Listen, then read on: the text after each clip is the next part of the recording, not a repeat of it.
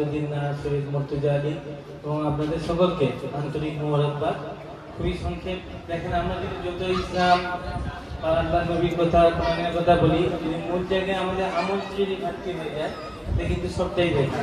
আমরা অনেক ডায়লগের কথা বলি, কিন্তু পেটে যদি কিছু না থাকে, খাবার চলে আসছে, খাবারের খিদে আছে, আমাদের সময় যদি আমরা খাবারের খিদে দেখি নামাজ পড়ি, নামাজটাও কম হতে যায়। তাই সময় খুবই সংক্ষেপে আমরা অনেকটা দেরি করে ফেলেছি, আপনাদের ক্ষমা প্রার্থী। দেখেন, বিশ্ব নবী দিবস উপলক্ষে আমরা এই প্রোগ্রামে উপনীত হয়েছি।